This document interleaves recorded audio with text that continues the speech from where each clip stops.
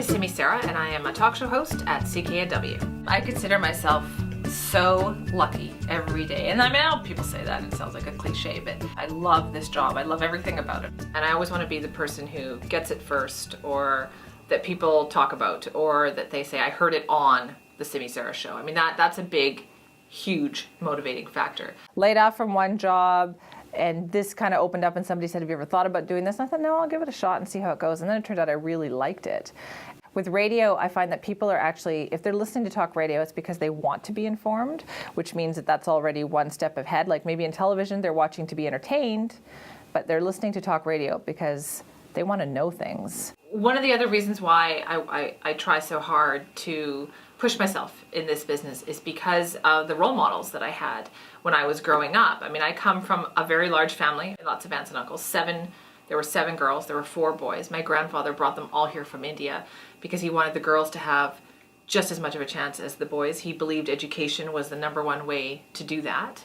We were all pushed very hard to succeed. I would phone up my grandmother, who, even though she couldn't speak very much English, never missed the 6 o'clock news. Of course, it was Tony Parsons, but she never missed the 6 o'clock news. I always grew up with her watching that. So I would phone her, and if I had a story on the 6 o'clock news, our 6 o'clock news, I would phone her, and I'd say, did you see it? Did you see it? And she'd say, oh, no, I didn't see it. I was watching Tony. That was how hard it was, even within my family, to show them that you were kind of here to stay. Even today, if I have a good show, or if, something great like this award comes along, in the back of my mind, the first thought is always, oh, my mom would like that. My grandmother would like that. So that is a huge factor for me. I love that I chose Langara for journalism school. I was really apprehensive when I first applied because I had heard it was so difficult to get in. And we're talking 1991, I guess. I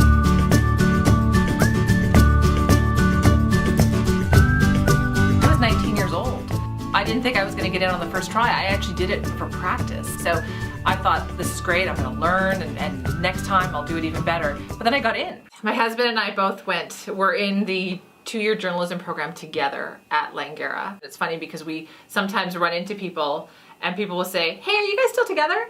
And I go, yeah, I got 2 kids. I remember that Mac Reimel was so good to me, and he taught the only parts of the course that involved actually broadcasting. He taught the radio and television course. I think I would tell young students today to take it seriously. It's a real love of news, not of, say, being famous. That's the other thing I would tell kids. My God, be competitive. This is a competitive business. If you don't want it first, then you're in the wrong business. Being a working mother in this business has been very tough, but I have 2 amazing kids. I had a fellow senior reporter say to me, well, why would you want to bring your career to a screeching halt at this point for such an ambitious young girl like you by having children?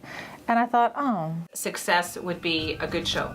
A show where we had a great topic, that we did it ahead of everybody else and got great response. That, to me, is the trifecta. You have a great show that lasts about 5 minutes. This is all I have ever wanted to do. My name is Simi Sara, and I am a proud Langara College alumna.